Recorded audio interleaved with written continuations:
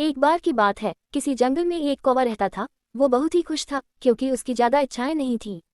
वह अपनी जिंदगी से संतुष्ट था, लेकिन एक बार उसने जंगल में किसी हंस को देख लिया और उसे देखते ही सोचने लगा कि ये प्राणी कितना सुंदर है। ऐसा प्राणी तो मैंने पहले कभी नहीं देखा।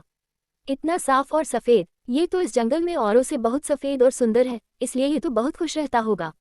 कौवा हंस के पास गया और पूछा, भाई तुम इतने सुंदर हो, इसलिए तुम बहुत खुश होगे।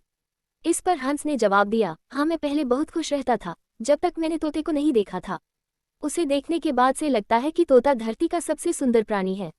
हम दोनों के शरीर का तो एक ही रंग है, लेकिन तोते के शरीर पर दो दो रंग है। उसके गले में लाल रंग का घेरा और वो सूर्ख हरे रंग का था। सच में वो बेहद खूबसूरत था। अब कौवे ने सोचा कि हंस तो तोते को सबसे सुंदर बता रहा है, तो फिर उसे देखना होगा। कौवा तोते के पास गया और पूछा, भाई तुम दो दो रंग पाकर बड़े खुश होगे। इस पर तोते ने कहा, हाँ मैं तब तक खुश था जब तक मैंने मोर को नहीं देखा था। मेरे पास तो दो ही रंग है, लेकिन मोर के शरीर पर तो कई तरह के रंग हैं। अब कौवे ने सोचा, सबसे ज्यादा खुश कौन है, ये तो मैं पता करके ही रहूंगा। इसलिए अब मोर से मिलना ही पड़ेगा।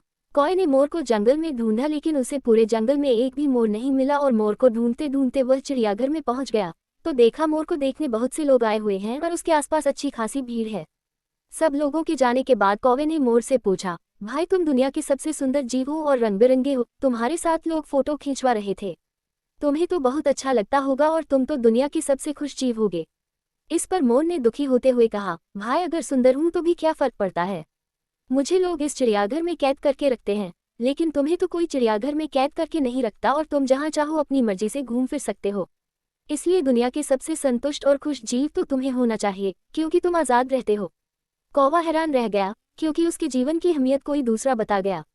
दोस्तों, ऐसा ही हम लोग भी करते हैं। हम अपनी खुशियों और गुणों की तुलना दूसरों से करते हैं, ऐसे लोगों से जिनका रहन सहन का माहौल हमसे बिल्कुल अलग होता है। हमारी जिंदगी में बहुत सारी ऐसी चीजें होती हैं जो केवल हमारे पास हैं, लेकिन हम उसकी अहमियत समझकर खुश नहीं होते। लेकिन दूसरों की छोटी खुशी भी हमें बड़ी लगती है, जबकि हम अपनी बड़ी खुशियों को इग्नोर कर देते हैं।